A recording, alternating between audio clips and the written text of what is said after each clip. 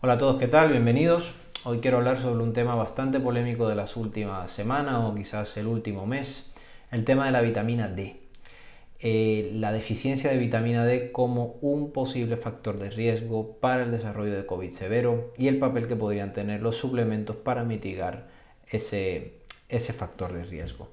Voy a citar este excelente artículo que ha sido publicado hace un par de semanas, lo voy a utilizar como guía porque me parece que tiene que ser de obligatoria lectura para las personas que estén lidiando con esta patología, tanto las personas que estén lidiando como los sanitarios que estemos enfrente de estos pacientes. En este artículo se explica toda esa interacción que existe entre la deficiencia de vitamina D y muchas otras cosas que no estamos teniendo en cuenta, como la glucemia alta, como la insulina alta de forma crónica y el papel que podría tener el magnesio en la regulación de las funciones de la vitamina D.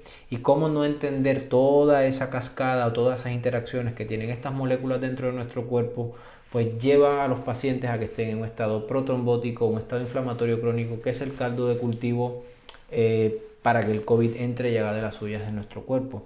Me parece que fue un excelente intento por parte de los autores para que nosotros como médicos empecemos a ver el cuerpo humano desde una perspectiva más holística e integrada y que no estemos viendo cada una de estas alteraciones por separado. Como repito, para mí de obligatoria lectura para las personas que sufren de estas enfermedades o para los sanitarios que las estamos tratando. Si hay algo que quizás a mí me separa un poco de algunos de mis colegas y que ya es algo que yo no intento ocultar, es que creo que este maravilloso sistema de la medicina basada en la evidencia, en algunas situaciones nos está pasando factura. Porque estamos ahora mismo en una situación que, cuidado le dices a una persona que tiene deficiencia de vitamina D, cuidado le indicas que debe tomar suplementos de vitamina D, pues en este contexto puede ser catalogado como si fueses un anticiencia o un enemigo de la medicina basada en la evidencia. ¿Por qué? Porque no se han hecho ensayos clínicos aleatorizados, randomizados, doble ciego, multicéntricos, que indiquen que tú a una persona que tiene deficiencia de vitamina D, si se la corriges, pues se le corrige todo ese riesgo que puede tener para desarrollar un COVID severo. Estamos diciendo a las personas que es preferible que se queden con esa deficiencia hasta que aparezcan los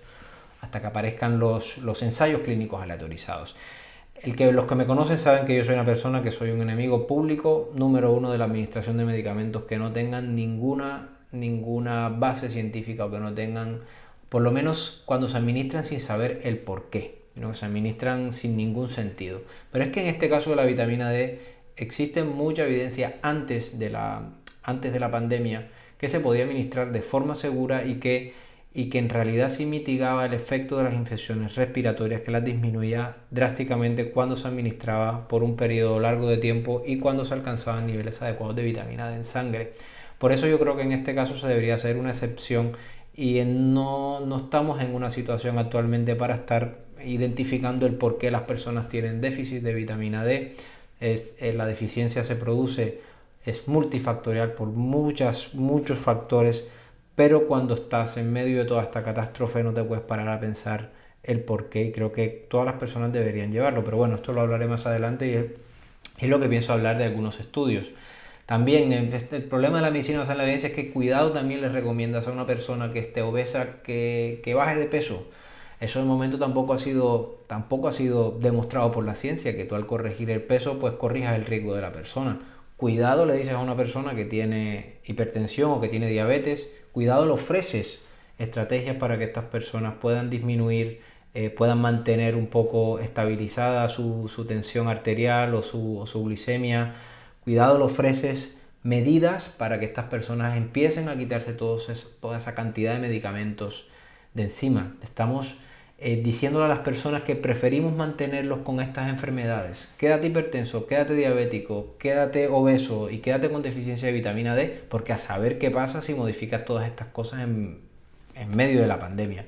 Entonces creo que estamos dando un mensaje bastante inadecuado en medio de esta situación. Entonces, de esto es lo que pienso hablar en este video. Dejaré el link aquí en la parte superior si estás viendo este video por Instagram para que vayas al video completo. Y ruego que me perdonen, yo hablo en algunas situaciones, hablo pausado, hablo lento y hablo aburrido en muchas ocasiones. Y lo que quiero intentar es explicar esto que sucede, porque yo soy de los que piensa que el paciente es el que tiene que empoderarse de conocimiento para poder saber entender a su cuerpo, para poder entenderlo, y que no seamos nosotros los médicos los que estemos pautando las cosas y yo simplemente recibiendo órdenes. Entonces lo voy a hacer de forma pausada para que las personas puedan entenderme bien el mensaje. Bueno, yo creo que está bastante claro a día de hoy cuáles son los factores de riesgo que llevan a las personas a desarrollar COVID severo. Existe una clara correlación entre el aumento de la edad y el aumento de la prevalencia de todas estas patologías que tenemos aquí, como la hipertensión, la diabetes, el sobrepeso, las enfermedades cardiovasculares. Sin embargo, estas correlaciones nunca son causales, o sea, son relaciones, pero no implica que sean causalidad. Estas condiciones tradicionalmente han sido conocidas como enfermedades del envejecimiento, pero el problema es que las estamos encontrando en unos grupos de población, más jóvenes.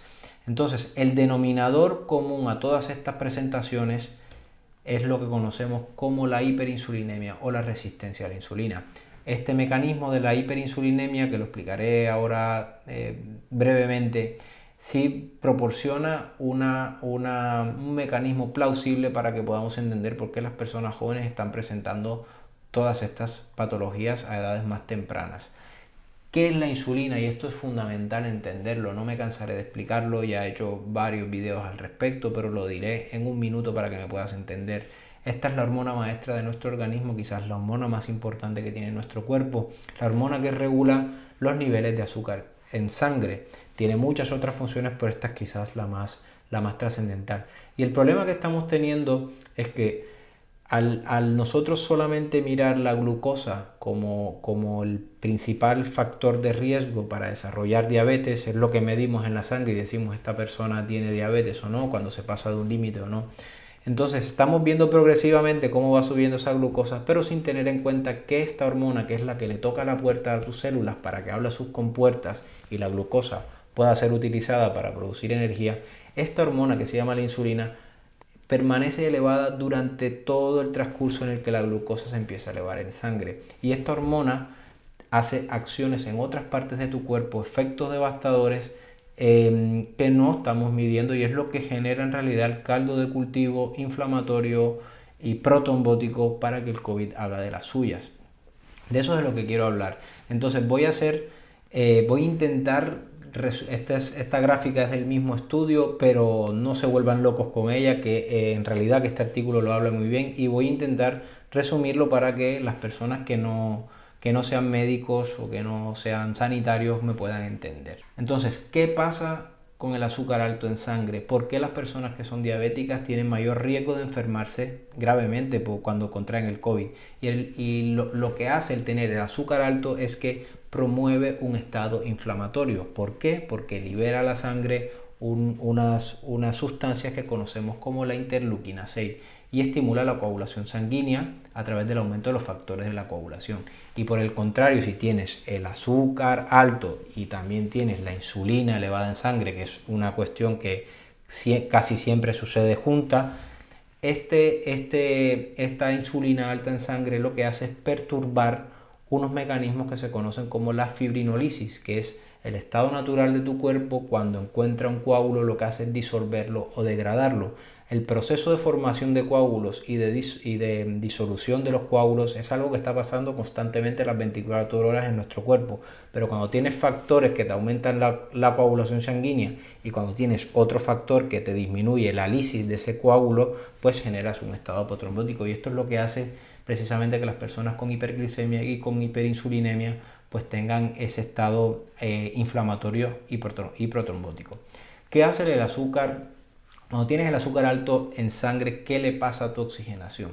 Pues la hiperglicemia genera un daño en la estructura de esa molécula que lleva el oxígeno, que se conoce como la hemoglobina.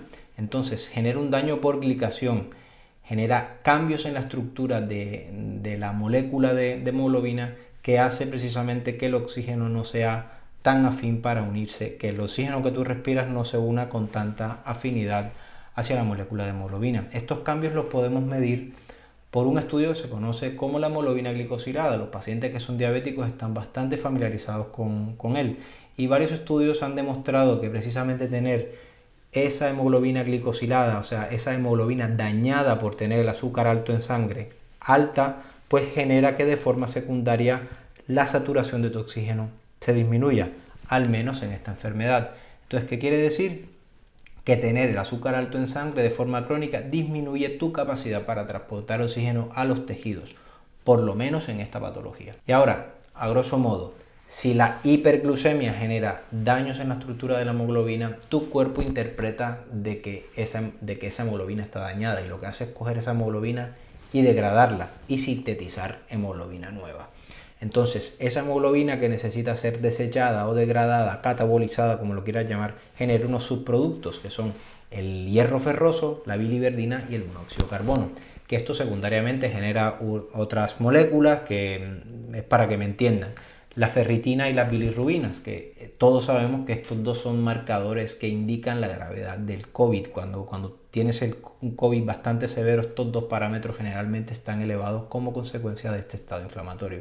Pero a lo que quería llegar es que también se producen moléculas de monóxido de carbono. El monóxido de carbono es un gas que es mucho más afín a la hemoglobina que el propio oxígeno, y cuando tienes un estado acelerado en el que se produce monóxido de carbono de forma endógena, lo está produciendo tu propio cuerpo, pues ese monóxido de carbono se une con mayor probabilidad a esa hemoglobina que tú tienes en la sangre y desplaza el oxígeno. Entonces, este es otro mecanismo por el cual disminuye la oxigenación en las personas que tienen la glucosa alta en sangre. Entonces, no me cansaré de decirlo. La mayoría de las personas que tienen esta hormona, la insulina, descontrolada en su cuerpo, este proceso pasa absolutamente desapercibido. No nos estamos dando cuenta porque ni siquiera estamos solicitando los estudios.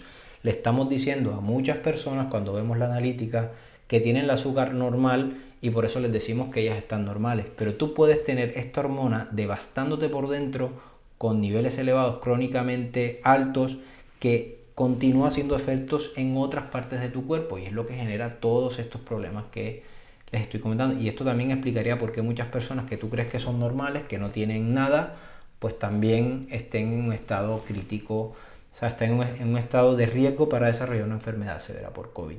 Entonces, mi invitación es que solicitemos más este parámetro en las analíticas. Y ahora quiero que demos un paso atrás y que rememoremos. Sé que es demasiada información. De hecho, he decidido ahora que la voy a hacer en dos presentaciones. Ahora continuaré hablando sobre la vitamina D y el magnesio. Pero lo principal que quiero que entiendas es que cuando tienes la glucosa alta en tu sangre combinado con el aumento de la insulina en tu cuerpo, estás en un estado que es protrombótico, que genera coágulos dentro de tu cuerpo.